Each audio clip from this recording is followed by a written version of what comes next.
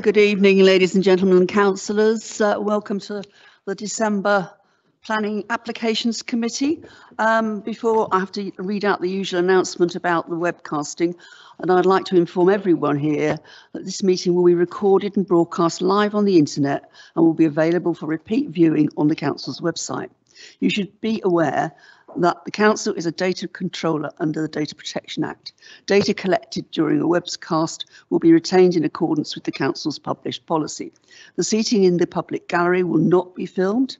Members of the public are only able to speak if they have registered their interest to do so in accordance with the council procedure rules. As chair, I have the discretion to adjourn the meeting in the event that there is any disorderly conduct from councillors or members of the public, in accordance with Standing Orders 34 and 35. I can also terminate or suspend the webcasting of the meeting in accordance with the webcasting protocol. Thank you. So we then go on to the minutes. Is everybody happy with the minutes from last time? Thank you. And then I'm asking if anybody's got a declaration of interest. Councillor Moore. Thank you, Chair. I'm declaring an interest on agenda item 12, Amethyst Lane, and agenda item 13, Dwyer Road. My partner is an ecologist and she performed ecology surveys on both these sites. So I'll be recusing myself from both items and leaving the room. Thank you. Thank you for that. And Councillor Yo. Thank you, Chair. I'm declaring an interest in item 15, where I've got a non-pecuniary interest because I'm currently completing a PhD at Reading University. Thank you for that. Anybody else? No? In which case we go on, there are no questions, and then we get on to item 4, which is potential site visits on page 17. Thank you, Chair. You've got Thameside Primary School there. We're not suggesting that there's a site visit to that one. On those previously agreed 231495 civic offices, the normal date for site visits would be Thursday the 4th of January, going in towards the January 10th committee. Officers are suggesting we stick with that date and do a lunchtime site visit, 12:30, that sort of time. At the civic, yeah. At the civic offices, yes, please. Okay, anybody else got anything they wanted to suggest or ask about? No? In which case, can we move on to planning appeals? Thank you, Chair. As you'll see, a number of appeals lodged, 3 decisions, no reports for you this time, I'm afraid. Thank you. Okay, anybody got any questions or comments? No? Okay, in which case we go on to applications for prior approval on page 27. Don't think officers have anything to add on this one, Chair. Thank you. Anybody got anything they wanted to ask or comment on? No? Okay, thank you very much. And then we get on to item 7, which is an objection to a tree preservation order in Emma Green. And I believe Sarah Hanson's online to open. Thank you, Chair. Okay. As I've explained in the report, a TPO is considered necessary following the objector's correspondence with Street Scene that indicated detrimental works would be carried out to the sycamore unless it was pruned by the council to their satisfaction. Given the amenity value of the tree, a TPO was served in July to prevent harmful pruning being undertaken. The objector's concerns are set out in 3.1 of the report and were discussed on site with officers. The officers' responses are given in 4.1. As is included in the report, additional pruning was agreed during the officer's visit, and this has now been carried out by Street Scene. The extent of pruning is considered to be a reasonable response to alleviate concerns whilst not impacting the health or appearance of the tree.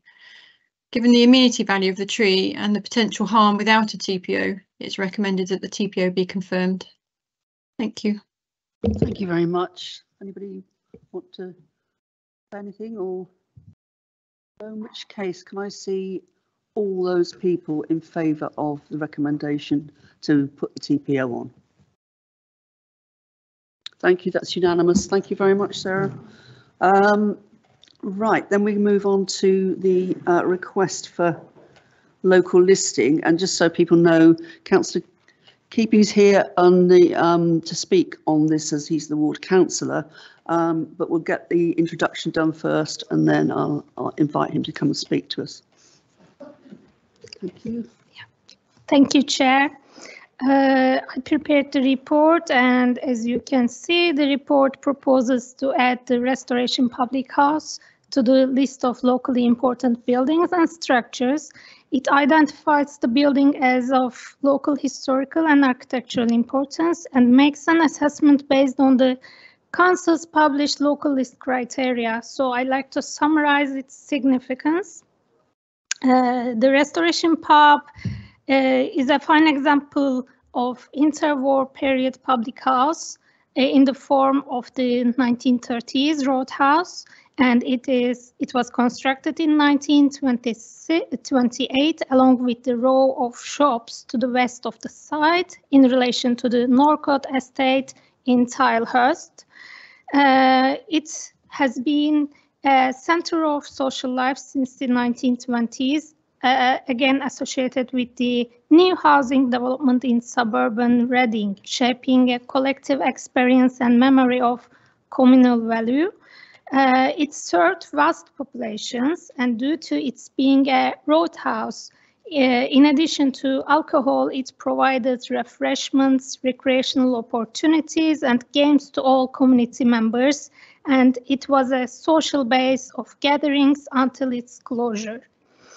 So, in addition to that, the public house also has a group value, and it is an example of deliberate town planning. On a larger scale, the Restoration Public House contributes considerably to the suburban townscape of Reading and gives Oxford Road a distinctive character. It is directly connected to the 1920s and 1930s garden suburb and garden city movements, which had a deep influence on low-rise housing, more irregular layouts, often incorporating cul-de-sacs and closes, green spaces, gardens, and large estates extended. So, together with the shopping parade at numbers 930 to 940 of the same architectural style, it constitutes a group value, and it still has the characteristics of the typical interwar pub and needs of the community. Thank you. Thank you. Councillor Keeping, do you want to come and take a seat and put your microphone on?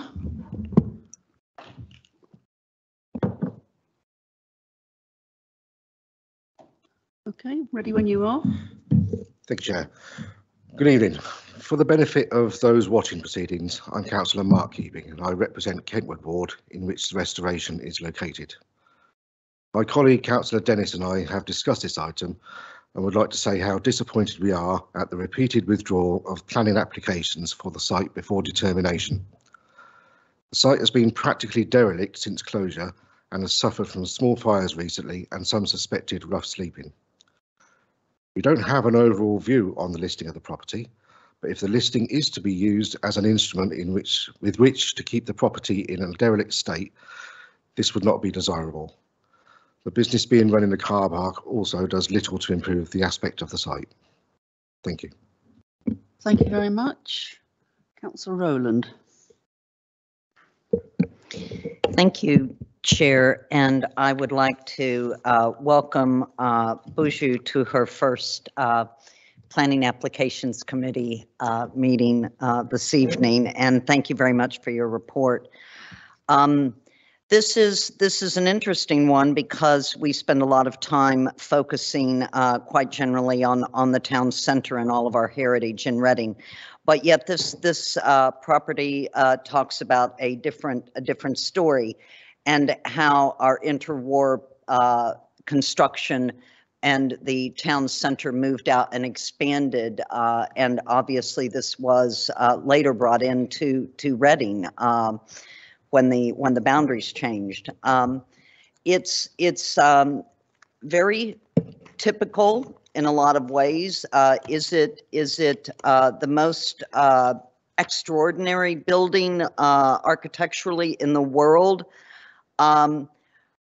That's possibly arguable, but what it does have very strong value in is about our heritage and about the heritage of the Oxford Road, and how when you're driving out along the Oxford Road, you see public houses and you see these properties, you know, the pubs going on out and ending with the Roebuck before we leave Reading.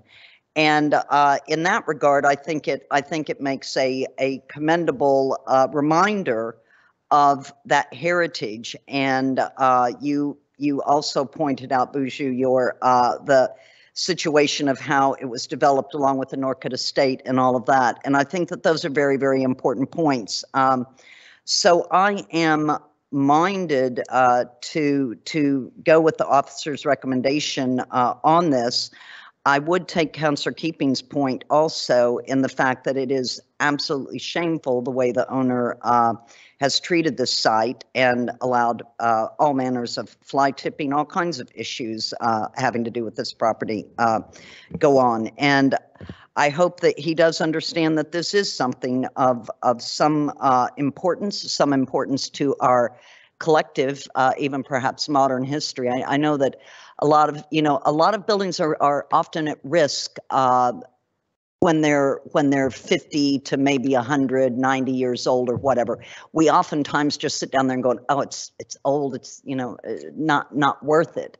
But if we don't save that now and we don't save that heritage, it's that's shame on us. Historic England over the last couple of years has made held big campaigns about our working class heritage, about celebrating that, and also about interwar heritage too, which is something that they more lately championed in this past year. So I would say that this is worth saving for that. The only other thing I might request is if we are minded to go with the officer's recommendation, that there's probably a few things in the proposed local list text that I might suggest just going back over and finalizing and tweaking, because I would suggest that there's a few things about in the line with serving vast populations, which was really around the Norcott estate, giving Oxford Road a distinctive character versus giving Oxford Road the value that contributes to our understanding of the tradition of public houses along the Oxford Road. There might be a few things I would tweak in that if that would be possible, but thank you. Councillor Moore. Thank you.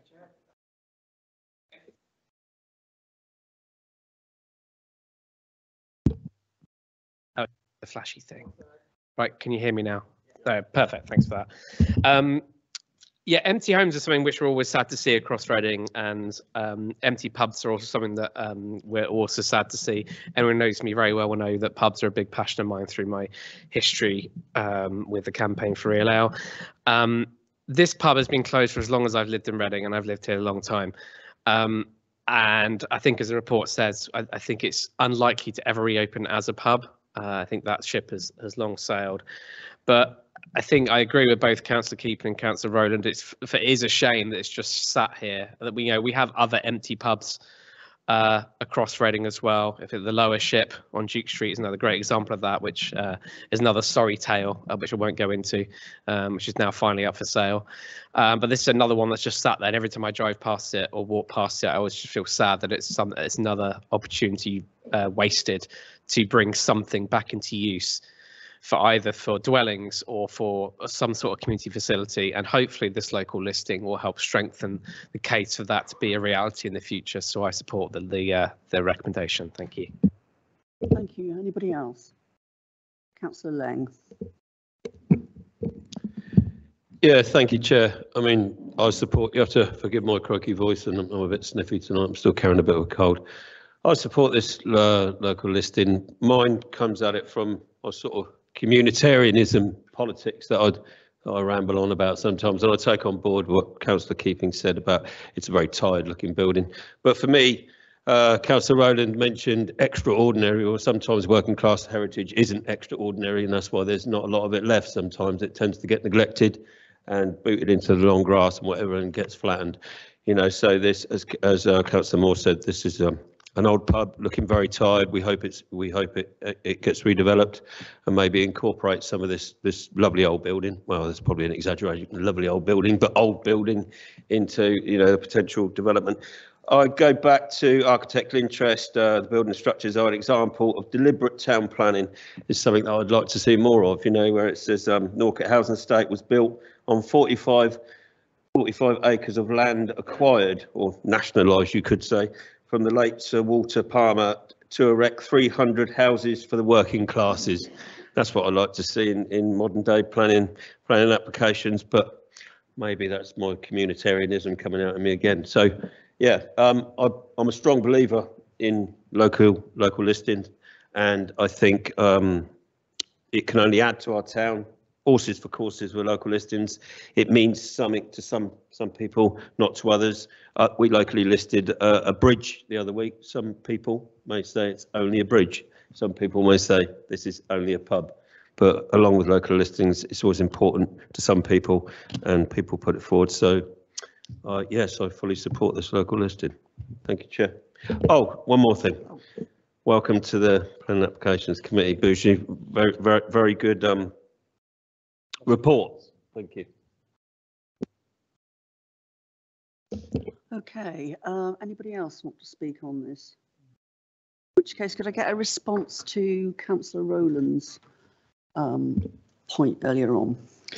Yes, thank you, Chair. We're just looking carefully at how the decisions of the committee on these types of local listing proposals are made.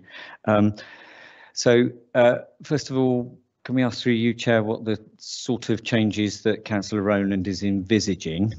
But we do think, having looked at how the report is worded and the decision is, this actually falls outside of what the recommendation says, so there's no issue. We don't need to change the recommendation from the committee, but we would like to hear what the changes that Councillor Rowland is seeking, please, to make sure that when we get the final list that goes onto our website of the locally listed buildings, which tends to be about sort of 10 lines or something, make sure it's appropriate for what comes up in the local listing, please.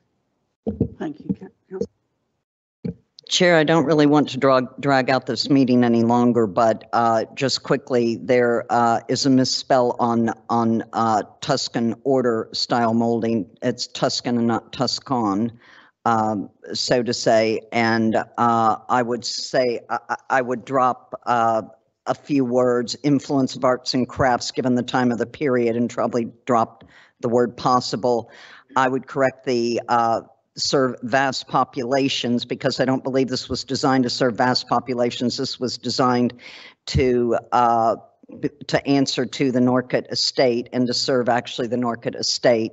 So I would make a correction there. Also, instead of gives Oxford Road a distinctive character, I would say it allows us to, or contributes to our understanding of the proud tradition of public houses along Oxford Road. And I believe also, yes, contributing to group value alongside numbers 930 to 940, I would also add it gives a group value in understanding the public houses along Oxford Road. That's it. I don't think it's anything substantive, but. Yeah, thank you, Chair. That's noted. For those corrections and typos and whatever, we're happy to liaise directly with you on that to make sure that we get it absolutely right, and Pat can continue with its decision. Thank you. Thank you very much. Does anybody else? Nothing else for anybody? Right. Can I see all those in favour of the officer recommendation? Those against? Any abstentions? Right, that's carried. So we then thank you for coming and talking to us tonight, Councillor Keep. Thank you for coming. First of the applications to be considered, and that's item 9 on page 55, amalgamation of units 49 to 50 and 52. and so on. And I believe Julie Williams is going to introduce this. Thank you, Chair. Good evening, councillors. So this proposal is for the change of use of the shop units at 49, 50 and 52 Broad Street, Mall to a family entertainment centre. External alterations to the Queen's Walk frontage and associated internal amendments are also proposed. This application has been called in for your decision by Councillor Rowland. The Family Entertainment Centre has been designed to attract users of all ages, especially families, with a range of activities such as interactive sport games, remote control model cars, carnival skill games and American pool, etc. The emphasis is on activities and entertainment rather than adult gaming. No over 18 gaming machines are proposed, and an adult would be required to accompany anyone under the age of 18 after 9 o'clock at night. An operation management plan is proposed with security measures to manage the premises and steps taken to avoid any impact on neighbour amenity for the student accommodation and their hotel on the opposite side of Queen's Walk. Alterations to the entrance to the unit from Queen's Walk will open up the frontage, and a street pavement licence for street furniture has been applied for and approved, and this will encourage greater use of Queen's Walk frontage. A cafe is proposed, and all mechanical plant and extraction systems proposed would be internal to Broad Street Mall. Servicing and deliveries to the unit are confirmed to be undertaken via access to the basement rather than along Queen's Walk itself to protect pedestrians and the public highway. A construction management plan has been agreed. The officer assessment finds that the proposal would result in the reuse of 3 vacant shop units within the Broad Street Mall. It would contribute positively to the provision of leisure, culture and tourism in the town centre, and is considered to complement existing nearby uses such as the Spinners, the Biscuit Factory and the Hexagon. An employment skills and training contribution has not been requested in this instance due to the minor changes proposed to existing development. REDA have confirmed support for the proposal and confirmed that the employment skills training contribution is not needed for this change of use, as it will also bring in jobs to Reading Town Centre. An application for advertisement consent has been received but not yet validated, and a premises licence has been granted for the applicant as well. There are no objections from any members of the public or consultees in respect of the proposed change of use. There is an update report for you on this item, and that recommends amendments to condition 4, which is mechanical plant details, condition 6, delivery and servicing, condition 7, construction management, and condition 10, hours of use. These are to make clearer how the mechanisms would work, etc. Condition 8 is for street furniture. That is proposed to be omitted because it would duplicate the controls introduced by the street pavement licence application. The update report also provides a clearer layout plan with labels indicating where activities may go. And for orientation, this restaurant bar area is adjacent to the Queen's Walk frontage.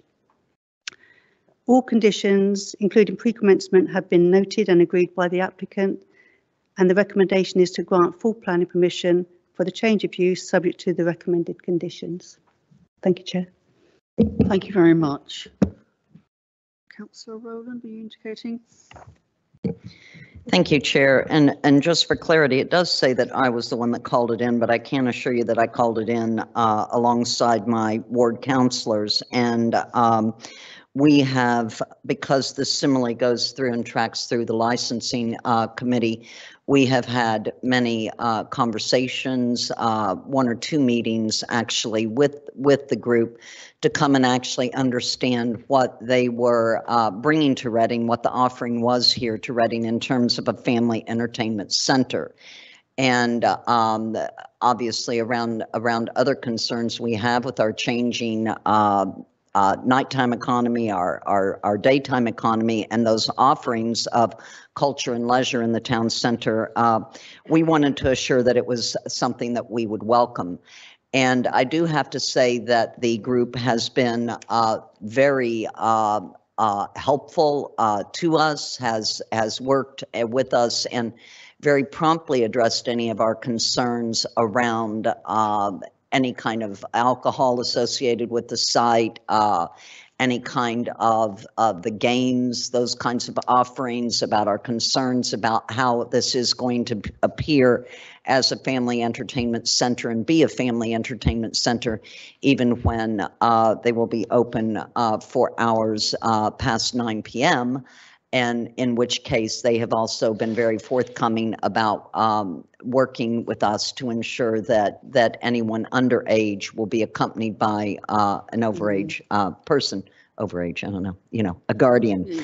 And that also will relate also to the sidewalk pavement and the sidewalk cafe that they've applied for too, that will be related strictly back to that restaurant pub area. And so we envision this something really, because they will be opening early in the morning where, mums may come with their buggies and all that and allow their kids to play throughout the day, on and on.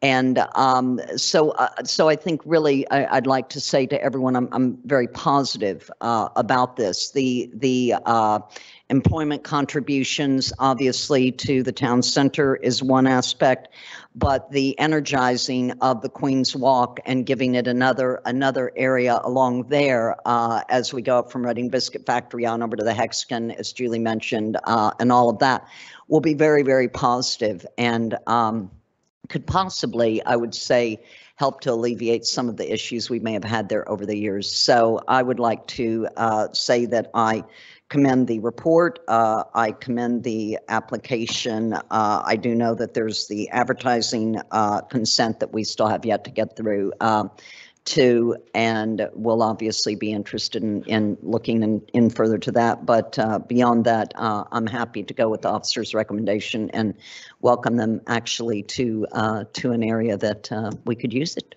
So thank you. Thank you. I've got a number of people indicating. The next person is Councillor Hornsby-Smith. Thank you, Chair. I wanted to echo a little bit of what Councillor Rowland was saying. This is a welcome addition to the town centre, provides a very good reuse of vacant property, and so it's generally very welcome. I particularly welcome the fact that it's not a gambling establishment. That's really good news. I'd have a couple of questions. The first is, and it's to their information questions. In the revised conditions in the update report, could you clarify if there is a difference in the licensing for drink and food, or is it the same license? And then secondly, in paragraph 8.15, there's reference to the CCTV. And I wondered whether that's going to be operated by the centre itself, or whether this is going to be integrated into the Thames Valley Police Echo Tango system, which obviously has a wider coverage throughout the town centre. I can ask you to take those now, and then we won't.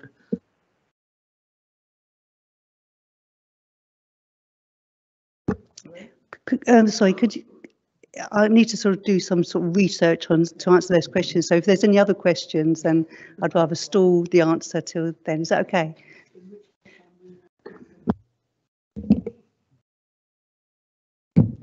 Thank you, Chair. Like the other councillors, I certainly welcome this application. Anything that re-energises and provides a good reason to bring people into the town centre, increase footfall, is a fantastic endeavour, in my opinion. The only thing that I would say concerning this, and it is a fear I have, and that's in terms of car parking. Now, obviously, we know that at Broad Street Mall, there is another application to build properties on top of the existing structure. And the part of the plan for that is to shut the car park for a year or so. Now, my big concern is here, where, what is the car parking provision for people actually using this new facility? So just wanted some thoughts on that, if I may. But aside from that, more than happy with the application, and will certainly be voting in favour. Thank you. Can we bring on that at the end as well. Right, next I've got Councillor Moore.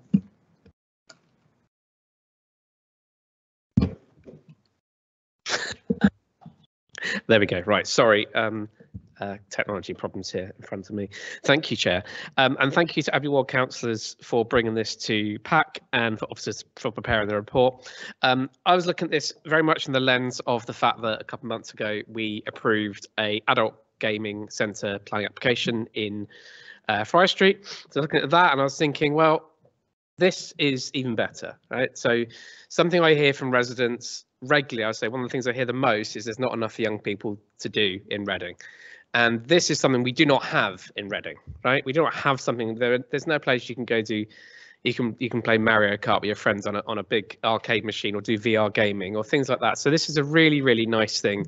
I've been to places like this before. They're all over London. There's one in Thatcham. There's things like this everywhere, and Reading did not have it. So I'm really, really glad that this has come forward as a thing to actually take up an empty space in a prime location, and also very, very close to where we're going to be doing development around the Hexton area. So this is going to lead into that whole area and bring that area up into sort of as an entertainment area and where people go and enjoy themselves and have fun. So really, really pleased to see this. It's a good application and I will be voting for it. Thank you. Thank you, Councillor Williams. Thank you, Chair. I think it sounds fun too, but I had a question, if I might, to add to Julie's list. The report tells us a couple of times that there are no over 18 gambling machines proposed, as did the letter we received from the applicant as well. I was just wondering, is there anything that stops the introduction of over 18 gambling machines somewhere down the road, should the applicant wish to do that, if this, if grabbing soft toys with a mechanical arm doesn't make enough money? Perhaps, I don't know the process that would lead or not lead to gambling machines being introduced. Thank you, Chair. Thank you. And then I've got Councillor Leng. Thank you, Chair. All the positives, I'm sort of like running out of things to say really, but I am really, really positive, not predetermination, but it's fantastic, pool and air, hockey tables, duck pin bowling. It's a bit like the stuff you get on a pier, but we haven't got the sea. And it's sort of I mean, when Councillor Moore talks about the Minster Quarter, it is an integral part of the Minster Quarter, what we're trying to achieve, bustling outside market, new theatre, live music venues, joining it all up with extra amenity space, community space around by the Minster Quarter eventually. And I just think it works really well. And with the issues we've had with other applications with the adult gaming, I would say on a slightly sort of, it's not a dig as such, but it's again, we've had a licence come in before an application has come to PAC. I always think that that's an issue. I know there's nothing we can do on legal terms around timing of it, but I think it does have, if it's already been granted a licence, it sort of like has a subliminal effect on the planning applications committee. Although this one's going to fly, this one's going to fly through. It's absolutely fantastic and just what the town needs. And more importantly, it's what residents would want. For once, I slightly disagree with Councillor Robinson. I disagree with him quite a lot, but usually agree with him on parking. But I don't think parking is relevant to this, and with the Minster Quarter and with what may be happening to the car park, to make a decent omelette, you got to crack a few eggs sometimes. So to get this progress and what we're trying to make this town a better place for its residents, a world-class town. I'll probably get misquoted that, but you know what I mean. No, fully in favour of it. Great, and yeah, really good application. Good, thank you, Chair. Thank you. Julie, do you want to come back on the issues that were raised? Thank you. Yeah, thank you, Chair. I'll try and do them in order. So I think, Councillor, I was asked about CCTV. In the main report, there is a paragraph about that at 8.15. Yeah, so confirming that there will be CCTV. And there's also a condition regarding that. It will be connected. We have our town-wide one, as you were referring to. So my assumption is that it will be connected to that. We can make sure that's in the details of what they submit, that it will be compatible with that. As far as the licence is concerned, it is the same licence. so that would cover both. And in terms of the hours, they are compatible with the hours set by the licence. And also talking about that, where we're talking about when licence applications come in before the application, we do liaise with the licensing team. We actually sit within feet of them, so we do liaise on these applications very closely to make sure that we aren't tripping over ourselves or confusing applicants by giving differing messages, if as you like. Car parking, well, this is below the Broad Street Mall car park. There's also loads of bus services serving this area. Officers and transport officers are content that this facility is as well served as the previous New Look was, and the previous, well, it was the NHS, that's where we went to get our jabs, wasn't it, previously served by that, so no concerns about the parking. The over 18 gaming question, could they change these? I think if they were to do so, I think they'd be in breach of their premises licence. I'd need to check that, but I think they would be in breach of that, and the penalties of being in breach of their licence, I think, would be onerous enough for them not to do so. So there's nothing within the planning process, it's the licensing process. It's the licensing process, yeah. Are there any I've missed at all? Okay, thank you. Can I see all those in favour of the officer recommendation? That is unanimous. Thank you very much.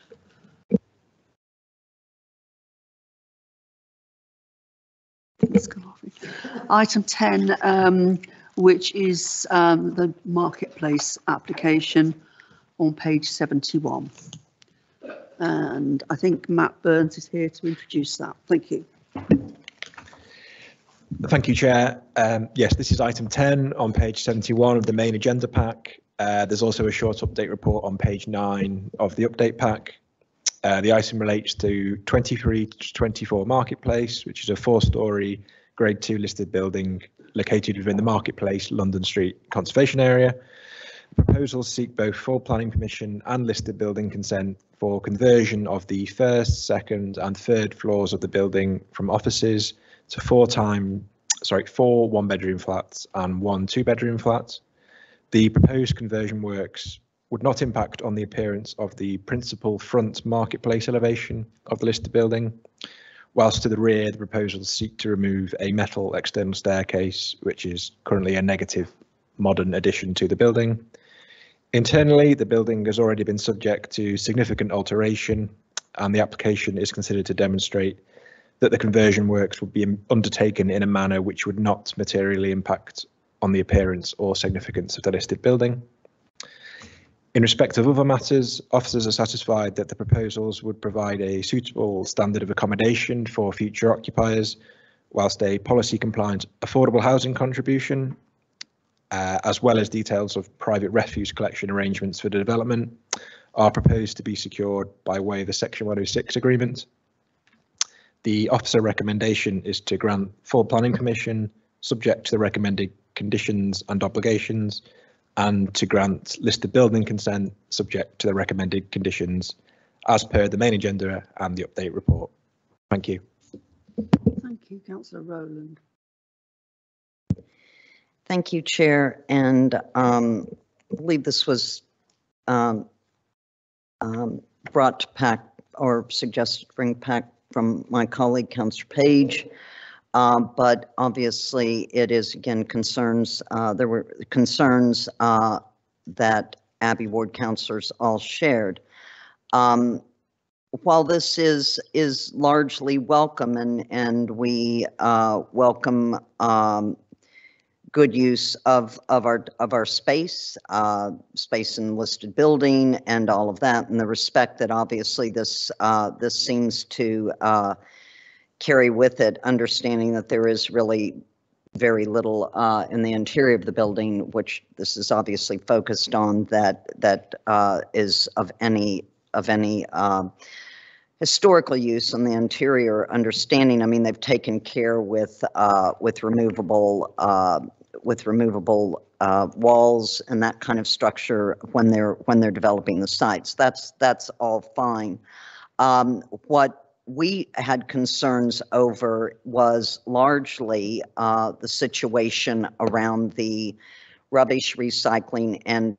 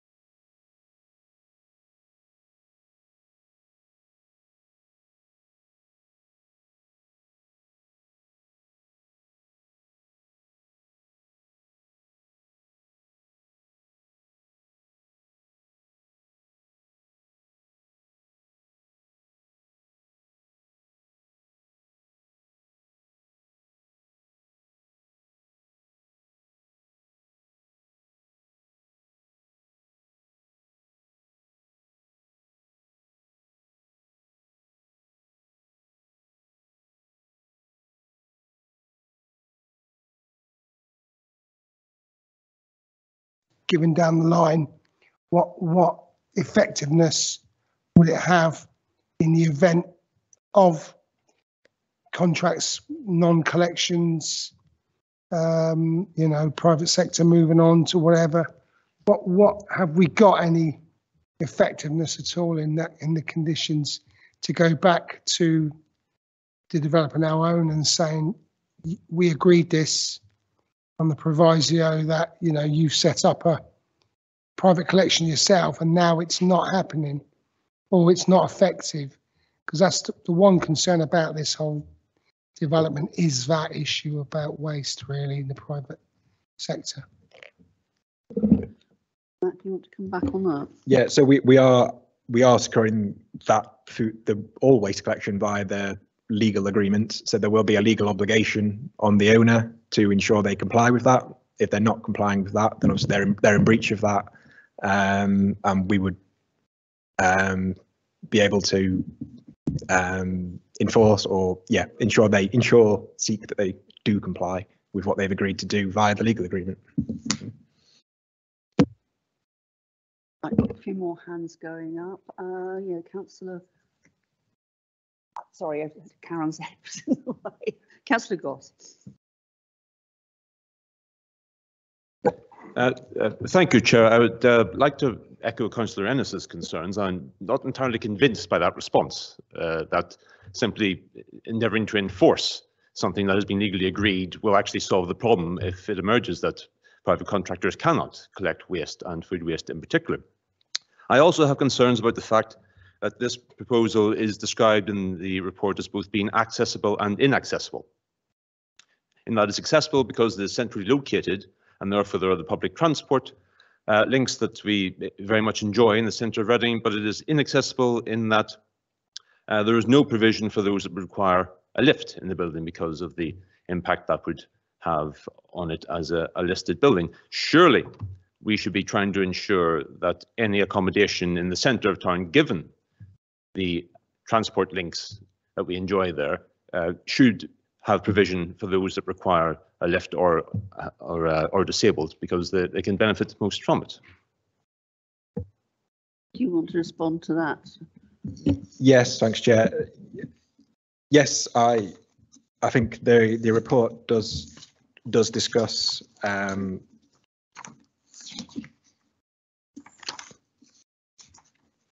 under paragraph 7.27 that the accessibility arrangements to the flats are a shortfall of the proposal.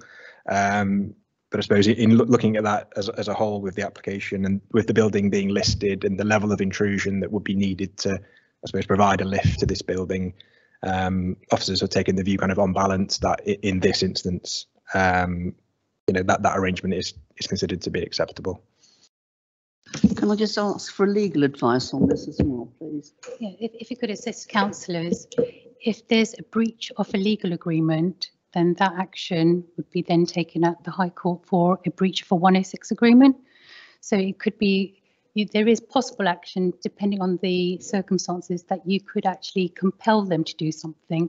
So that'd be by way of an injunction, compelling them to comply with the terms of the legal agreement, against looking at this set of circumstances that have happened. But a breach of a legal agreement of a 106 agreement is essentially forced at the High Court. Does that help?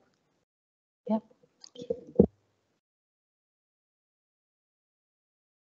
Thank you. Yes, I mean, I appreciate that, and it is good that there is recourse, but what about the residents in the meantime stuck with rotten food waste, particularly the tenant or tenants of the first floor flat as proposed in the outline, who is right next door to all this waste being left there? I mean, it is, you know, in time there may be recourse to the High Court, but that doesn't help in the short term, especially over the summer.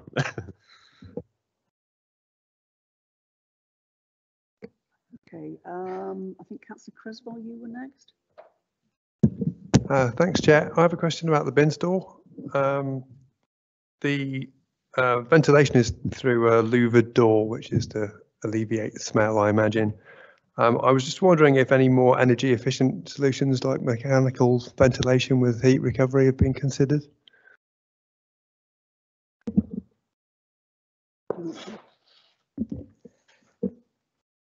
Thanks, Chair. So yeah, you are correct. As currently proposed, there's just a louver to the bin store. Yeah, there isn't mechanical ventilation proposed to that store. I think the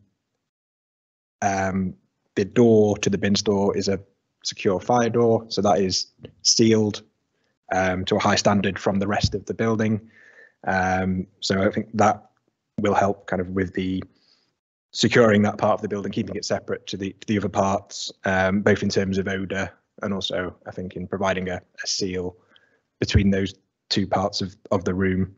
I think we've also got there's a condition number 9 for to secure management of the bin store. So that sets out how it will be cleaned weekly to ensure it, it deals with odours and things like that.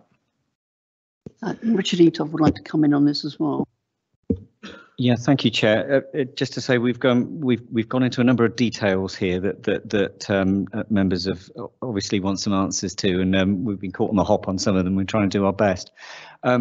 We do, I understand, have the applicant in the room with us. I was wondering if it would please the committee if we could just have a 5-minute adjournment to allow the case officer to talk to the applicant and ask them some of these detailed questions. So they're going to have more of an idea of how they're going to implement this. They've obviously heard the concerns you've had this evening about management of the waste and the ventilation, what happens in hot conditions, the mechanical ventilation systems, what backup systems there could be in dealing with waste if the collection things go wrong. Maybe let's just hear what they have to say on these things, and then maybe it can allay some of your concerns. Thank you. Karen? Yes, Chair, I'm very happy with that, but I would also like to bring back up again the noise issue because, as we build up more and more in the town center, I have been getting complaints in the town center with existing businesses and things like that. And we're talking about a listed building here with listed windows and a requirement, therefore, to use secondary glazing, which I have really to understand how those two together could work. I could see it more easily as double glazing might provide a stronger situation there and the impact with noise, but I'd like a little more of an addressing around that if I could too, and just some clarification, because it does talk about in here that it would be necessary to provide a system of ventilation that entirely removes the necessity to open windows even in very hot weather, if indeed that noise is an unacceptable level in the properties. So I'd just like to understand a little bit more about that if I could too, while you're asking away. Thank you. Thank you. So I'm going to say we'll have, oh, sorry, Councillor Lang.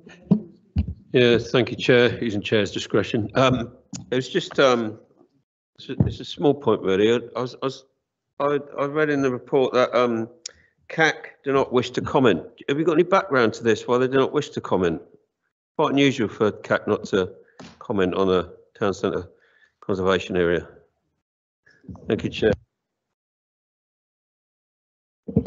I'm being asked to allow 10 minutes. Is there anybody else who wanted to speak and would bring up different issues while we're doing this?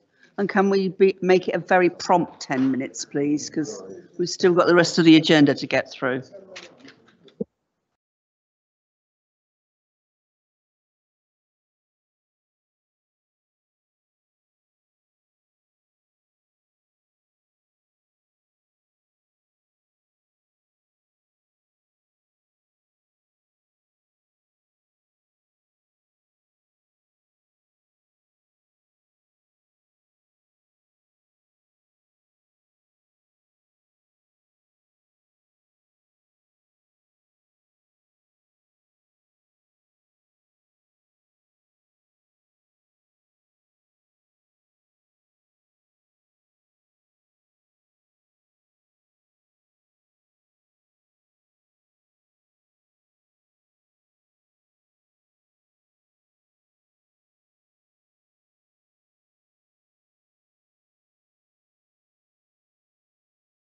They were all switched on at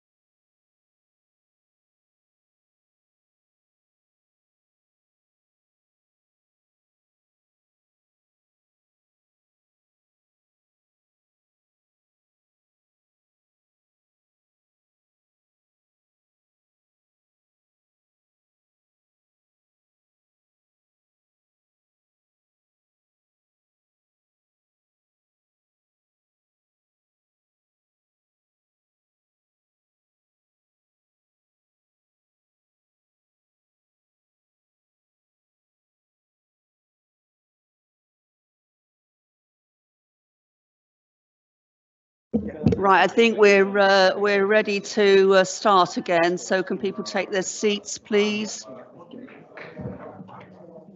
John, sit down.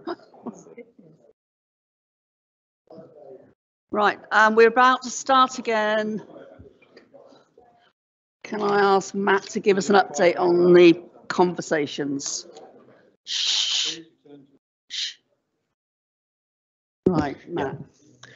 Okay, thank you, Chair. Yeah, so I've had a brief discussion with the agent for the application who's in the audience tonight. So they've confirmed a few things. So to do in terms of the food waste collection, they've said to me that there are a number of companies who will collect the food waste as its own waste stream. So they're confident that can be achieved, and they're confident that there are options as well. So there isn't just one operator. So there are a number of that they can choose from to ensure that they are complying with that 106 obligation that we are proposing. In terms of management of the bin store itself, as we said, there is a condition on the planning permission that has a management statement for that. So the store will be cleaned on a weekly basis. The building and the flats themselves will be managed by the applicant. So they will be the management company. So they will be able to keep an eye on the store and make sure that the waste is being collected as it should be. The applicant has also offered that as part of the 106, we could put in a clause that means the local authority can request at any time a log of the collections. So if we are concerned that it's not happening, we have the ability to ask the applicant to provide us with a log of the waste collection so we can see that it's happening as it should be. In terms of how the store would be ventilated, so as was, yes, mechanical ventilation isn't proposed for that store, not considered to be necessary. The passive ventilation through the louvres together with that heavy fire door that would seal the store. The cleaning regime that's in place, I think the view is that will be sufficient to ensure that room is ventilated properly. I think there was a point about the energy performance of the building as well with that louver in place. So we have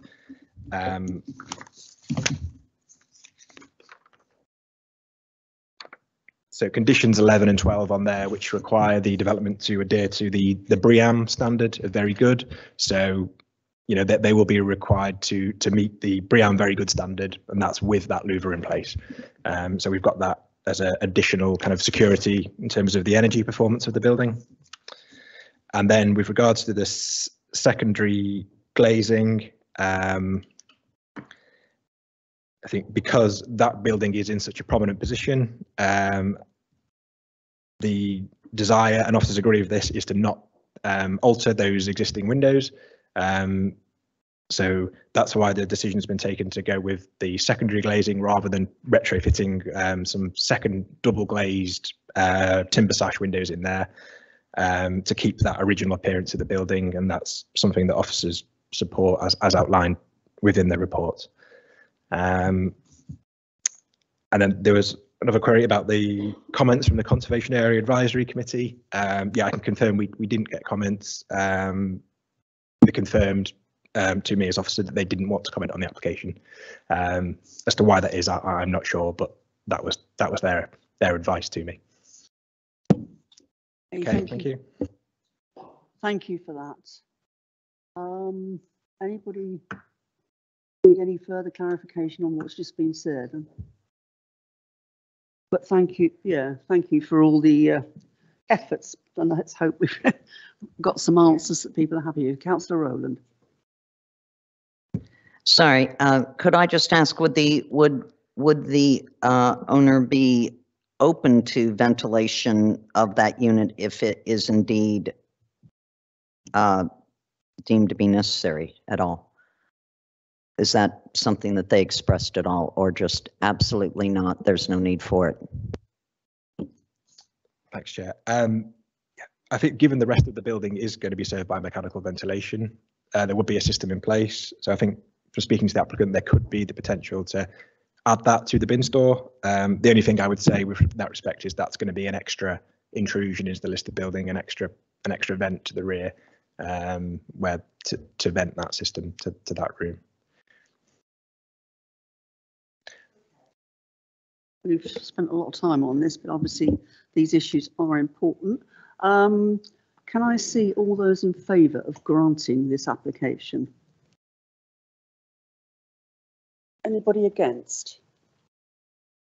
Right, so that's carried, but we have 2 people voting against this. Oh, were there any abstentions? I didn't. No, okay. Both applications for the full end of this building. Yes, that's for both the listed building and the main application. Okay, thank you, everybody. Can we then move on to the next one, which is the Curzon Club, which is brought back from last time with some clarification. I don't hope we're not going to rerun the entire debate that we had last time, because the main issue was the offer of some community space in the new building. So Thomas Bradfield's going to update us on that. Thank you, Chair. I'll keep this brief because we've obviously heard it before. This application was deferred from the previous Planning Applications Committee in November to allow the applicant to provide some details of potential community use at ground floor level in the commercial unit shown in green on the screen there. The applicants have agreed to provide community use in that space and agreed to a condition which would allow for community use there as well as retail, depending on how that works out. In terms of what's being proposed, I'll just quickly refresh. So it seeks to demolish the existing building and erect a Part 4, Part 5, Part 6 storey building containing a commercial unit at ground floor in use as community or retail, parking and servicing with 30 residential units above. The affordable housing offer is policy compliant, 30% offer with an acceptable mix.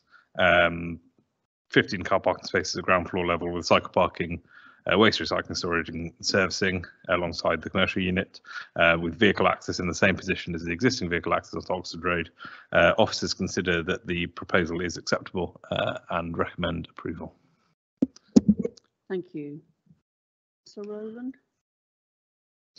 Thank you, Chair, and I appreciate officers and everyone working quickly to bring this back this month when it almost looked like it wasn't going to make it.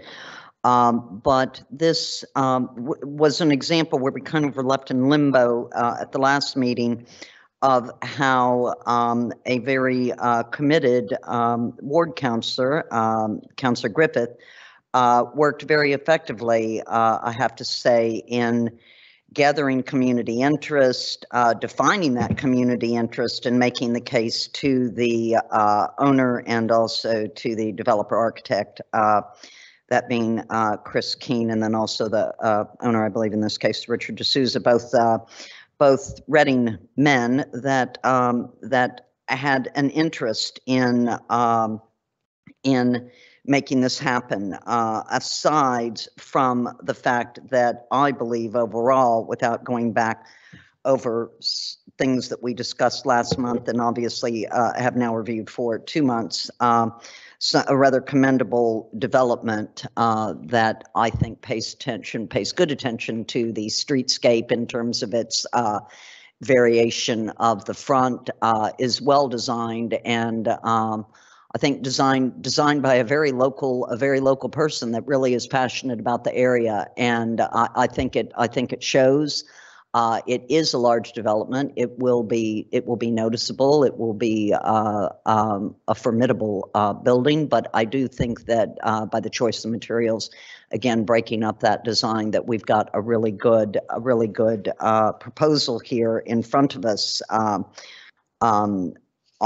this. And again, I would like to thank everyone for coming together and making that condition happen. And I do trust that perhaps others might want to add to this, but I do think that we've got a decent affordable housing provision here, and a developer that's gone above and beyond to listen to the community.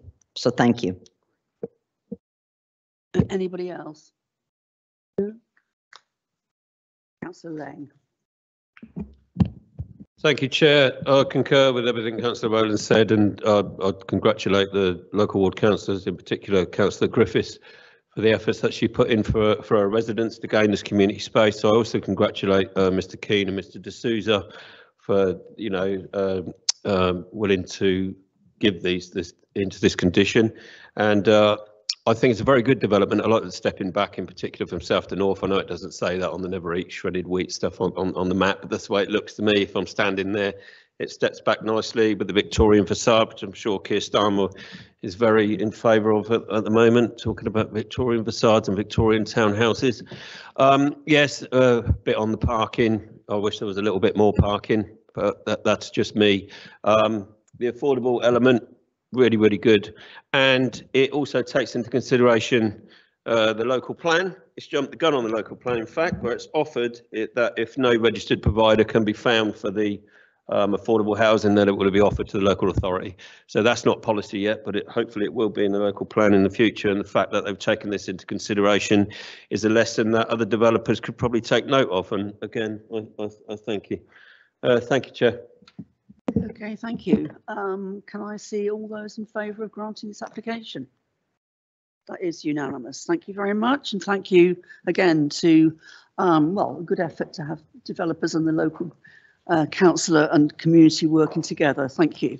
Right, can we now go on to our own application, or the council's own application, I should say, on Amethyst Lane, which is on page 125. And Councillor Moore is leaving the chamber because he declared an interest earlier. Right. Turn over the page. Nicola Taplin, I believe, is going to introduce this. Thank you, Chair. The proposal is for the demolition and redevelopment of the site at Amethyst Lane to deliver a new respite care facility alongside 17 houses, soft landscaping, hard landscaping, parking and ancillary works. The site is under the ownership of Reading Borough Council and contains a now vacant daycare centre consisting of 2 buildings at the northern end of Amethyst Lane, which is a cul-de-sac accessed from Liebenwood Road to the east of Prospect Park. The existing buildings are between 1 and 2 stories in height and cover much of the site. There are some trees along the site, on the site, particularly around the edges, but the majority of the open parts of the site are currently hard standing. The site is allocated for residential use in the local plan under policy WR3N. The proposal includes 17 3- and 4-bed affordable passive house homes arranged within 3 terraces to the east and west facing each other, and a further terrace located to the north. The houses would be generally 2 stories in height, with 3-storey townhouses located on gable ends in the centre of the site. A significant benefit is the proposed 100% affordable family-sized housing, for which there is a critical need within the borough. A replacement single-storey respite centre is also proposed with access fronting Amethyst Lane. Each house would be served by a single parking space, and the respite centre would have 4 parking spaces, 2 disabled parking spaces, a minibus space and a space to the rear for deliveries. As detailed in the officer report, the proposed scheme is considered to represent a good quality design that will enhance the character and appearance of the site and which will successfully integrate into the surrounding area. The proposal is also considered to provide an acceptable level of amenity to surrounding and future occupiers. Officers would, however, recommend the addition of a further condition withdrawing permitted development rights from the 17 houses in terms of porches, extensions, outbuildings and alterations and extensions to the roof, so thereby removing rights under classes A, B, C, D and E. The Council's Natural Environment Officer has confirmed that the principles of the proposed landscaping and planting, particularly trees, are considered acceptable. Officers have received an updated biodiversity net gain report, which is currently under review by the Council's ecologist. The report details a number of off-site tree planting proposals in the local area, and delegated authority is sought to resolve this matter as per the main agenda and update report. The application is recommended for approval subject to confirmation of satisfactory on-site, off-site or a combination arrangement in terms of biodiversity net gain. Thank you. Thank you very much. Councillor Ennis. Thank you very much for that, and thank you for the report. I believe it might be your first one, Nicola, I'm not sure. Thank you very much. Couldn't pick a better area, I have to say, to discuss your planning, but of course I'm biased. I think we very much welcome this 100% affordable housing area, but particularly also a respite, and thank Adult Social Care for creating the vision of what is desperately needed in Reading, is a respite care area. When post-COVID, pre-COVID, it was some good facilities, but post-COVID or during COVID, things didn't go well, as we know, and there was a struggle and withdrawal. But now a vision being created post-COVID for a respite, along linking in with other areas, other developments that we've agreed to on the Oxford Road and forthcoming in the Hexham Road as well. This is going to be linking in of a really overall decent offer for adult social care. And I think the buildings will be passive, will be certainly the biodiversity is very much welcome, but these will be, close to carbon neutral as much as possible. There'll be some of the best buildings that will be built in Reading, and very much welcome the needed housing. Never mind Reading, the locality of West Reading desperately needs housing of this thing. So totally agree with it. The questions I we're going to raise has been answered. It's a question about the biodiversity and the trees. Is that area is pretty, it's a pretty green area around with Prospect Park and others, although this is seen as a brownfield site which has been laying idle for a number of years, and that's why locals are questioning about parking. We had a recent event for locals who were very much open-minded and open to the development, but had legitimate questions about parking around, how it was going to work, but also biodiversity as well. And it's good that we're going to be, I actually saw it written down. It's going to be positive. The ecology will be positive, 0.33 area gain, and represents 10.7% increase. So there will be an increase in habitat in the area, which are very much welcome. There are some nice trees there. There are some scrub trees there, and we've had some great debates in the planning in the past about what constitutes a tree, what constitutes a shrub. We want to protect them all, of course, but it doesn't always end that way. But setting the trees around there, it's mentioned, will be protected, and very much welcome the biodiversity and the positive outcome of that on page 12 of the update report. So thanks ever so much for the report, and really, really looking forward to this getting built. Thank you. Thank you, Councillor Williams. Thank you, Chair. Like Councillor Ennis, there's lots to welcome here. I guess I've got a question. I didn't understand, and I must have missed it in the report or the update report, the removal of permitted development rights to the houses. I wasn't clear why that was needed. I see it's a very cramped site.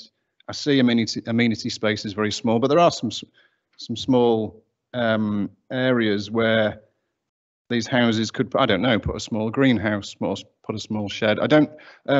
Why are we removing permitted development rights? And would it let you do anything on that bit of land after those rights have been removed? Do you want to just answer that now? The rear gardens are particularly modest, and any reduction in that would render the future amenities of the future residents to be unacceptable. So we would like to have that control of making sure that the future residents have an acceptable level of outdoor amenity space provision. So if I wanted a little greenhouse, would that not be allowed, or a little? Richard, do you want to? I think it just means we have the control through you, Chair. Class A would be extensions to the house. Class B and C roof works. I can't remember what Class D is. Class E is outbuildings. It just means that if you are proposing any of those things, like your greenhouse, a planning application would be required. So it would be a householder planning application. So we would be able to look at, you know, amenity, how much garden space is left, are there any overshadowing issues, anything like that. It doesn't mean it wouldn't be acceptable. It means we'd give it full consideration in a planning application.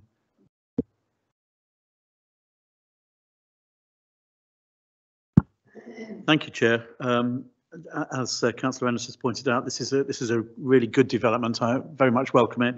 100% affordable housing, that's fantastic, and zero carbon net effect. So that's absolutely brilliant. My question is quite a detailed one. It's about in section 730. It talks about proposed rear fencing height restriction. Now, I just wanted to get an idea of what that was really, what you were envisaging here, because in one sense, you know, you've got a privacy issue and you'd want to have some kind of privacy in your garden, even if it's a small garden. On the other hand, as the report lays out, we don't want to restrict light. So I just wondered if you could give some clarification on what is being proposed there. Thank you. Thanks, Chair. Thank you. The intent with that is to ensure that rear-facing rooms and the space within the garden isn't dominated by a fence at a short distance, because the rear gardens in some cases within the development are relatively short in depth. We don't want the outlook to be completely dominated by a solid fence at 2 meters in height. So therefore we're looking for a form of fencing which allows future occupants to have a reasonable level of light and outlook from rear facing rooms and from their garden area. Yes, I was asking for clarification. I understand the point you're making, but I was asking really for the detail of, you know, are you looking at sort of wire fencing, or are you looking at something that's 1 meter high but no higher than 1 meter, or what are you looking at specifically? I think that we were looking more of a case of sort of trellis on top of a solid fence to allow for more light to come.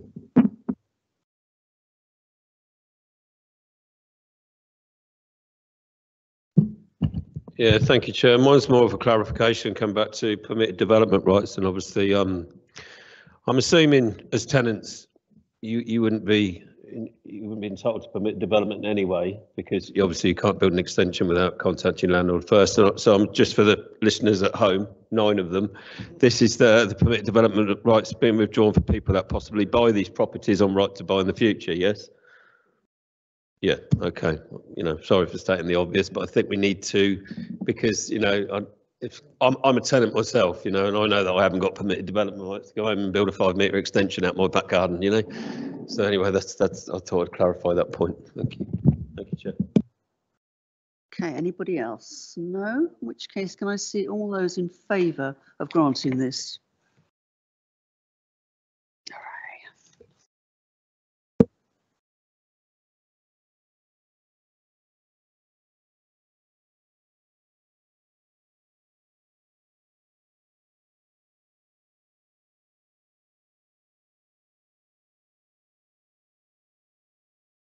Council application on Dwyer Road. Thank you, Ethne. Thank you, Chair. This is an application by Reading Borough Council for development at Dwyer Road, the site of which previously comprised the Alice Burrows care home. The site is allocated for housing within the Reading Borough local plan, and the proposal is for 30 new dwellings, all as affordable housing. The proposal would provide much needed family-sized affordable housing on previously developed land. Proposals are considered to provide visual and environmental improvements to the site, with further off-site tree planting to be secured by legal agreement to deliver a biodiversity net gain. The main agenda report acknowledges some shortfalls in the scheme, resulting in a slightly cramped character and a slight shortfall in parking. In this instance, the significant benefits of securing all 30 dwellings as affordable housing, the provision of family-sized housing, as well as the sustainability and design credentials of the proposal, means that the benefits of the scheme are considered to significantly outweigh the harm identified. There is an update report for this application relating to ecology and drainage, and delegated authority is sought to grant planning permission subject to drainage matters being resolved and completion of the legal agreement as set out within the main agenda report. Thank you, Chair. Thank you. Councillor Ennis. Thanks ever so much, part two. Yeah, I mean, this has been a decade in the waiting. There's been a decade of promise as a local councillor that we've been looking at this piece of land which has been lying idle for a long, long time, and we've promised residents, and we really want to go back to residents to tell them that we will be building, as been said, 30 council homes, 30 in old money as they call it, 30 council properties, some of which are family homes. And I couldn't promote this more, couldn't vote for this more. You know, I don't know about the rest of the colleagues, I do know, I'm sure you're the same, is that our surgeries, council surgeries are full of people with families desperate to get family homes, affordable family homes, some stuck in flats, some stuck in private sector with no future, with cost. And, you know, 30, not more, but this is a really good project, a really good proposal, a good development. Really welcome the quality, what's going to happen with the building, the employment skills, the off-site tree planting. Again, it's a good area, a relatively green area. And I really welcome that in the update back in page 16, but I just want to overemphasise the building of 30 council houses. I just want to put something straight. Councillor Leng said to me today there was a rumour going around that I was born in a council house. I just want to put that straight, that yes, I was born in a council house in Whitley, lived in a council house, and I'm a proud son of a council tenant, and we want more. I'm old-fashioned, but it's probably the best way to be able for people to have affordable, decent housing run by the best landlord in Reading. I know I'm biased, but there you go. Thank you. Yeah. Anybody else? Councillor Davis. Thank you, Chair. People seem to be making contributions and frantically agreeing with each other this evening, so I thought I would as well. As a former lead member for housing, I know how much this council is committed to building affordable council homes, and is committed to being the best landlord in town. And there's been a continuous programme since 10 years now of bringing council houses forward, bringing affordable homes forward for people. And what is particularly gratifying to see the housing mix on paragraph 3.3 with 8 3-bedroom home houses, 6 4-bedroom houses. These are the kind of size family dwellings that there's a real need for, real shortage for in the affordable sector. And to be bringing this forward, it's a very satisfying meeting to be on it while we hopefully approve this application this evening. Thank you. Anybody else? Oh, Councillor Robertson. Thank you, Chair. Again, I fully endorse this application. The only problem I have with it is the car parking allocation. As per usual, we have a situation whereby we've got 30 properties, 24 car parking spaces proposed, of which 2 are disabled. There is no visitor parking allowed at all, or anything of that nature, or you know, allocated to visitors. So I would say that this application, whilst it's great in many aspects, the car parking is certainly something I think, you know, should be looked at, because you are putting pressure on people having to park outside of the area on roads around. So that's the only thing I would say in a negative way. But aside from that, more than happy to vote in favour. Councillor Ennis, you respond to that. I mean, that's a hugely legitimate point being made, which is made on you know, on all developments about the parking size. I mean, there's a bus stop right next door to the development and a very, very good bus service, which we want to encourage. What the hope as well is when you've got, what is it, 15 one-bedroom flats, what the hope is, and the vision that Reading Borough Housing are trying to do is there's a lot of council housing around in Southcote, and people have got old, the families, and they grow up, the families move out, they get old. Often it's the widow, you know, husband's gone maybe, and they're in a 3-bed house and it's their home. It's their home and they have every right to it. And if we could, as a council, entice, not force, entice, encourage people to say, do you know what, I want to stay in my area, because people do like Southcote. It's got its issues, but they do like living in Southcote, many people. Been there for 50 odd years, some of them, is to move into these areas where these decent 1-bed flats with each other, they won't necessarily need a car. They won't necessarily need a car. And that's the hope, to then free up 3-bedroom council houses for younger families, for younger people with families. I think that was the plan in this. And if that, then there wouldn't necessarily be the pressure. Although I think it's hugely legitimate what you're saying, but it is also marked by a very, very good bus service, which you could probably see the bus stop very close onto it. It's inches. So hugely legitimate, but I think there's reasons as to why that figure has been there in the first place. Councillor Lang.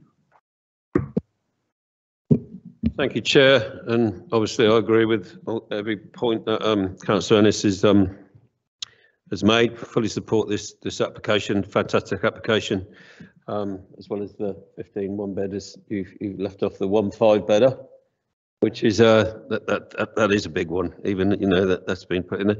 I did the site visit to get some. Well, a few of us did the site visit to get sort of like spatial awareness, and I was just really impressed with how it's been set out when it was pointed out by officers where the physical boundaries were. There's some good buffers between, you know, the existing properties, and at the front, you know, going on to lost my bearings, Appleford, yeah, and just really, really good, decent cul-de-sac, got a pedestrian cut through. There is a point that I was going to raise just quickly, a minor point. It's around design, and it says 7.27, page 157. It's considered reasonable and appropriate to secure further details of all external materials via condition prior to commencement to guarantee the design quality of the scheme in accordance with policy CC7. That's obviously means it's a fluid application. There's things that aren't quite tied up yet. All I would ask, you know, obviously it's a delegated decision with these things, but we would hope that you would involve the local ward councillors, you know, one with being the leader of the council, and obviously lead for transport, and Debs as well. Councillor Edwards as well, and highly experienced councillors who know their ward and their residents very well. So I hope you would involve them at every sort of like part of those decisions.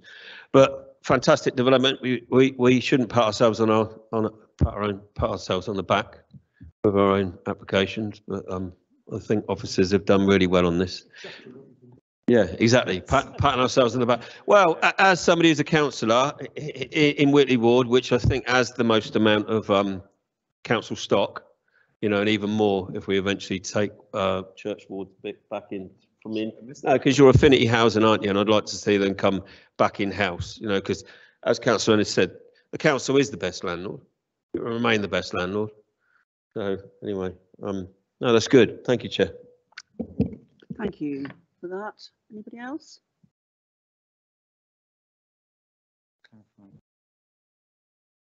Yes.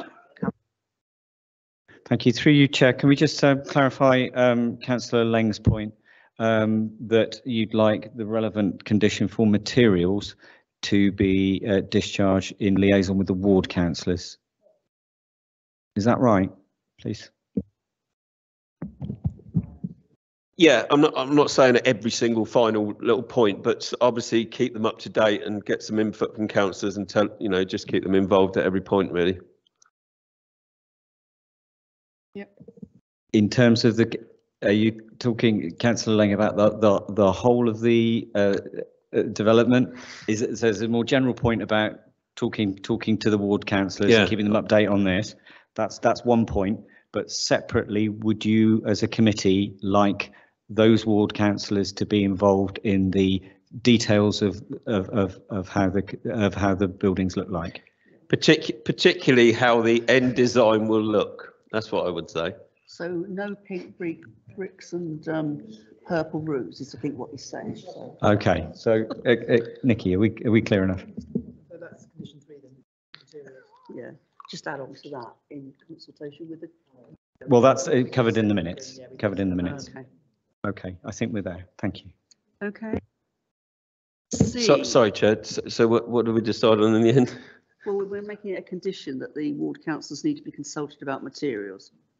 Yeah, materials. Yeah. Well, no, you're not making a condition. You're adding a request that all councillors be I will. consulted. Yeah, it's not quite. It's not part of the condition. It's No, but yeah, it's a request that they be involved. Yeah. Okay. Anybody else for anything? In which case, can I see all those in favour of granting this? Thank you very much. That's unanimous. Right. Can somebody find councillor?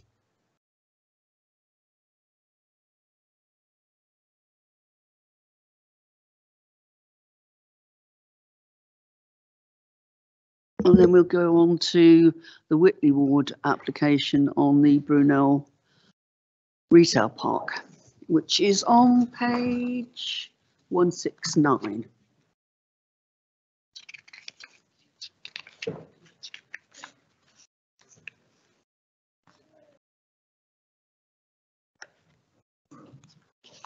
Thank you. And Alison Namoir is going to introduce this. Thank you, Alison.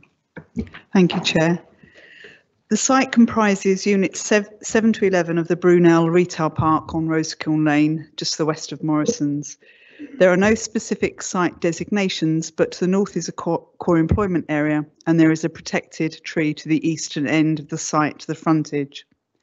The proposal comprises the amalgamation of the units, expansion of the mezzanine floor, and some minor external building works in order to create a B8 self-storage unit. There would be some changes to the car and cycle parking areas, resulting in a minimal reduction within the overall retail park from 396 car parking spaces to 389. There'd be an increase in the landscaping, specifically in front of these units, and there would be an increase in the number of trees, which would result in a biodiversity net gain. Just as some context, the original permission for the retail park, which was granted in 1994, was for non-food retail units, which included a number of conditions, limited goods that could be sold, the number of units selling specific types of goods, and the range of minimum size of units. Since that time, however, there have been a number of permissions granted, which have had the effect of extending the flexibility of goods which could be sold, as well as a more fundamental planning approval, which granted permission in 2021 for the complete redevelopment of the overall retail park for 2 new industrial units. And alongside that permission at the time was a permission for the continued use of the western end of the retail park, units 1 to 6A, in the event that only one phase 1 industrial unit was built. However, more recently, you may have noted that permissions have enabled B&M to relocate to a larger unit within the retail park, and Home Bargains has become a new occupier, and these are units at the other end of the retail park. The applicant is now exploring alternative options for this end of the retail park, and this is one of 2 applications. The one before you tonight is one of 2 applications currently under consideration. The other application, which is under delegated authority and not yet determined, is for the retailer The Range to actually take some of these units, but including unit 6B. It's considered that a proposed B8 self-storage use would be appropriate within this wider commercial area and in the context of the extant B8 use permissions. However, this would be subject to conditions including restricting the use specifically to this B8 self-storage, not a wider B8 use. Due to concerns that access to the site from Rosekiln Lane from larger vehicles would create a specific issue of pedestrian safety for those using the retail park, the update report sets out that amendments have been made to the layout to the front to restrict vehicles to a maximum of 3.5 tons, which equates to a small box type van, with vehicles larger than that to access from the existing service yard, which is via Gillette Way. It is recommended that conditions are also included, which is also within the update report, to require installation of signage to identify that restriction, and also to restrict light good vehicles to the front and HGVs to the rear, as I say, summarised in the update report recommendation. The update report sets out one further amendment which sought to remove all fence and gate enclosures, and the applicant has now provided, since I did that update report, an amended plan, which is actually the plan that is on screen, although you may not be able to see the detail of it. So that's removed all of the fences and gates, so it's completely open as it currently is.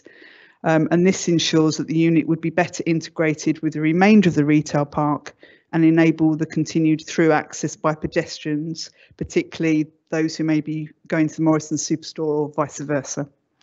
A condition is also recommended, and this is in addition to those that are on the main and update report, to remove the permitted development rights for any fences, gates and walls.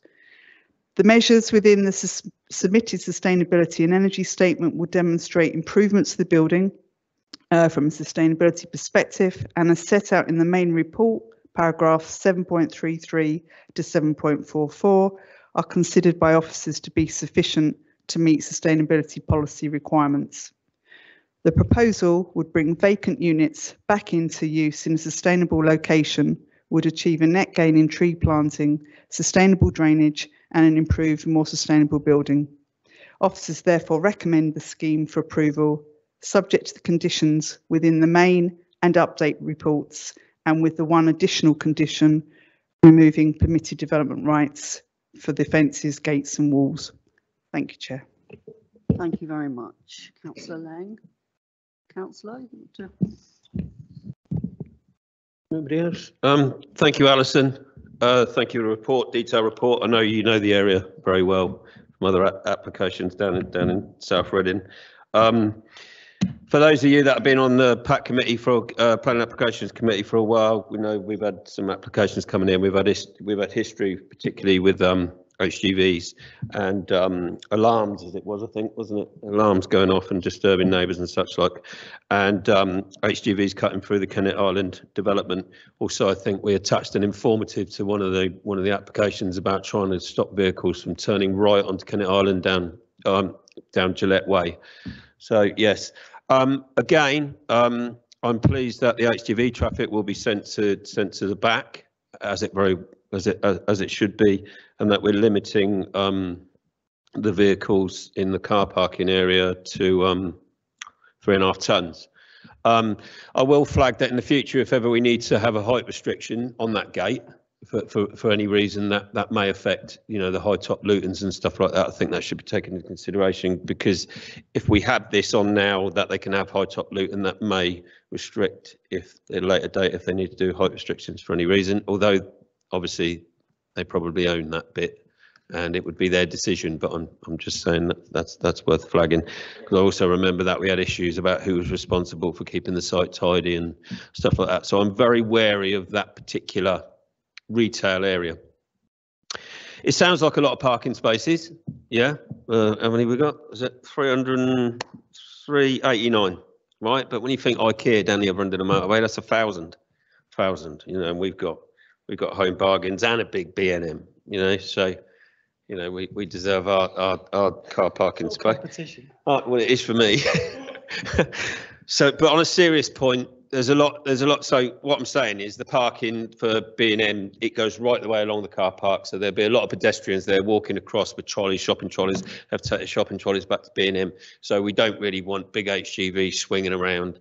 So I think officers have worked really well to get this condition. The other thing is in the conditions, it says preoccupation, there'll be signage, and I couldn't really work out what was the verb and should it have been 2 or 4. You will find out what I mean in a minute. So preoccupation, submission and approval of signage to restrict access to vehicles over 3.5 tons to the front of Rosekiln Lane.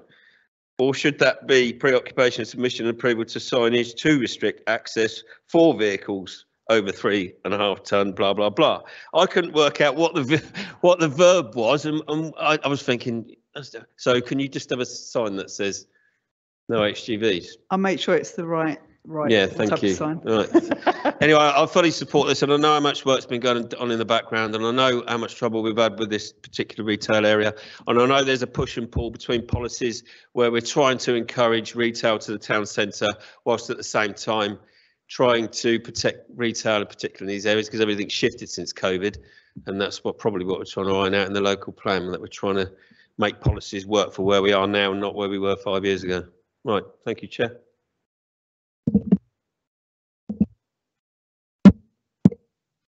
Anybody else got anything they want to say? No? In which case, can I see all those in favour of this application?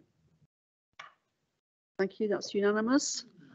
Which takes us on to the final item, which is the out of borough consultation from Wokingham Council regarding the unit, I don't know what they call it, Met Office at the university campus. So I think Tom Bradbury is going to introduce this. Yeah. Yep. Thanks, Chair. So this is a consultation from Wokingham Borough Council.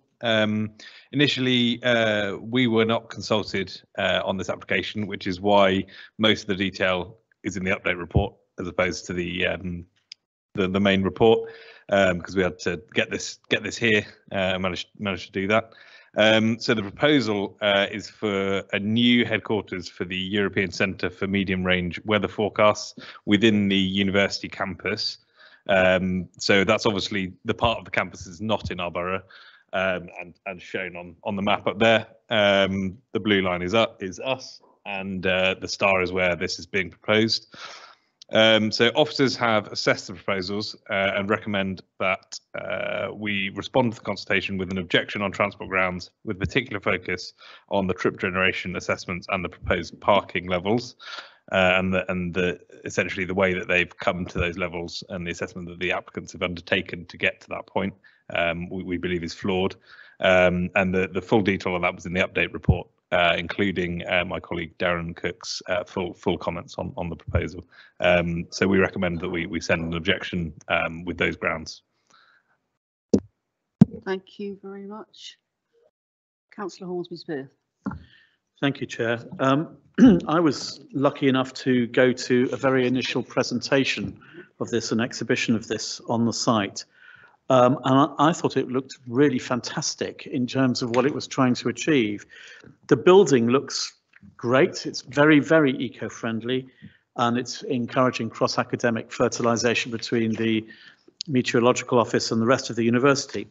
But I agree with officers that I think we should be very grateful that officers have picked this up, because being out of the town, out of Reading Borough, is very difficult to keep tabs on what is actually being incorporated into some of these plans, and the lack of a proper transport assessment is what's being flagged up here, and the detail that the officers have gone into to assess this is very, very welcome indeed. At this stage, we can remedy that, because it looks to me from the report that it's a question of providing that information, updating some of the junctions perhaps, and just sorting it out a bit without damaging the application, which is very welcome in many ways.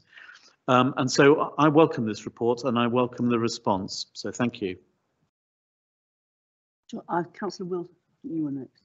Should I call you Wilson? I mean William. I don't mind. Sorry, I know a Josh Wilson. It's no, it's getting late. I don't mind. Any name is fine, Chair. I'll be brief. Not having our own planning application on the system was a bit confusing to a couple of residents at the top there, because we did quote it in the report 231581, but it doesn't really exist. There's nothing there. But we can look at Wokingham's planning application. And just as the officer said, that their website notes that their consultation ended on the 9th of November. They clearly forgot us, which is disappointing, given how close this significant development is to our borough. And there are really great benefits, I think, and there may be some issues, but indeed we were forgotten. But thank you very much to officers for reviewing this so quickly. My concerns, looking at the original application, were also traffic and parking. Because this is, just as the previous member said, this could be a fantastic and prestigious development. This could bring a great number of jobs to Reading as well as Wokingham.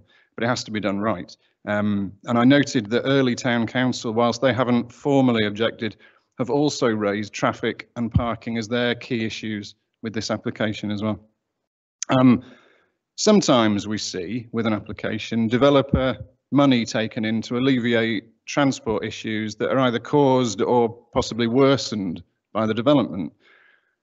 If the impact is on Reading, and if that isn't correctly assessed, it's really hard to imagine any of that money might be spent in our borough. They didn't remember to consult us. It's hard to imagine that they'll remember to spend their money on road junctions within our borough that could be significantly impacted. So just like Councillor Hornsby-Smith, I endorse this report. Thank you to Darren and his transport assessment. Thank you to the planning officer. I can't quite see through Richard's head. Thank you very much, sorry, for bringing this report to us so quickly. It could be a great development, but it needs to be done right. So thank you. Councillor Lang. Thank you, Chair. I thought Darren Cook, Councillor Cook, Officer Cook was up there on the screen. I thought we might have heard from him, but it's been a long night. It's been a very long night. I too was invited to a presentation a long time ago, and with a councillor Page. Those of you that might remember him, and we had a good show round about what the potential development would entail. The European Centre, I was a bit like that, going back to that minerals and waste policy, that big long thing I had. Yeah, so European Centre for Medium Range Weather Forecasts. Importantly, it's on the existing site on the Shinfield Road, which is owned by the MOD, because obviously medium range weather forecasting was very important to us at one time in the war, and obviously it was all top secret and all that. So, but anyway, it turns out it's still owned by the MOD. So what we should take into consideration is when this is moved or potentially moved to the university, that more than likely that site could have a very good potential for development. So there again, we have a double impact on what could be transport issues and more. There's not enough detailing. They obviously thought we weren't worth bothering with. I will mention a fellow colleague, Shinfield Councillor Andrew Gray, who is actually at this moment campaigning for Wokingham Council to look at he's looking up at the sky now going, what's he going on about? What's he going on about? But the point is, what I'm trying to do is give you an example of the intransigence of, quote that one, of Wokingham Borough Council when it comes to transport issues in areas that are close to our borough in particular.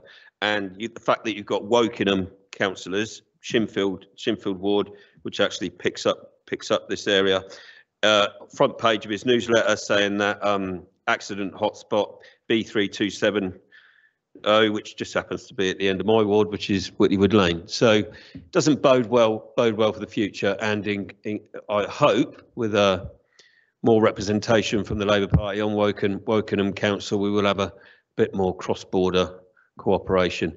But as for the development's really good. But I always remember with one of the things that was pointed out was this huge car park, 250 odd things, right? And this was all about, they were talking about climate more than weather and how important it was to, well, the most important thing. And yet they had a couple of little, what are those trees called, Councillor Rowland? Pop-up trees, aren't they? Lollipop trees, no coverage, huge great car park, got an increase in temperatures of God knows what in the future. Cut that, that's blasphemy, shouldn't swear like that. But anyway, so, and this was a very high-end sort of research place. Getting back to the bread and butter of the application, they give us a. I'm waffling on a bit, aren't I? No, but it's important. It's important for the people that are working in the current thing. They've told us, because it was one of the questions that I raised, was would there be any job losses for this relocation? They've said there'd be no job losses. So it's a straight thing. That's important for the people that live locally and work for these things. It's not just about the big stuff. It's about people's jobs, transport, you know, and stuff like that. So, and apparently that goes for the subcontractors as well. There'll also be, as it states in the update pack, 2 massive meetings where all the leaders across Europe, all to do all the big guns with all this sort of stuff, will turn up. You can't tell me they're coming in on the bus. They're going to be coming in chauffeur-driven cars with all the hierarchy, you know. And I was told that there'll even be some EU leaders coming over, you know, for meetings over there. So this is real top-notch stuff. Very prestigious for Reading, and also this particular area falls into the new constituency, which is one of the Reading seats. So anyway, I've waffled on enough, haven't I? So yeah, a very important application. I'm glad we're going to tell them that we're not best pleased with it and how we've been treated, and hopefully they can sharpen up their act and start talking to us. Thank you. Thank you, Councillor Creswell. Thanks, Chair. Councillor Lang has kindly covered the points I was going to raise.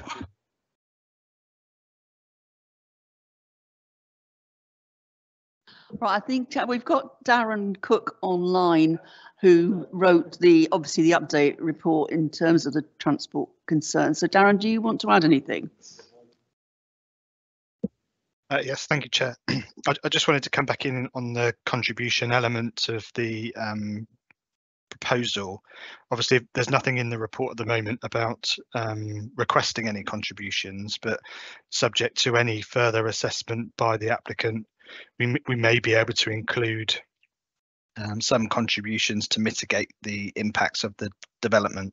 But obviously, until we've got a little bit more information, it's difficult to assess what that contribution might look like, as it has to be relevant to the development and kind of in keeping with it. So we'd only be able to assess that and kind of calculate that once we've kind of fully assessed any further information. But that hopefully we would get some more and we'd be able to assess it in a bit more detail and then kind of maybe review it from there. Okay, thanks. Perhaps you keep us updated on that, because it's a very fair point that they quite like to spend any money they get in Wokingham. So anybody else got any questions, comments? No? Can I see all those in favour of the response that we're planning to send? That's unanimous as well. Thank you all very much. That's it. I wish you all a very happy Christmas and see you in the new year.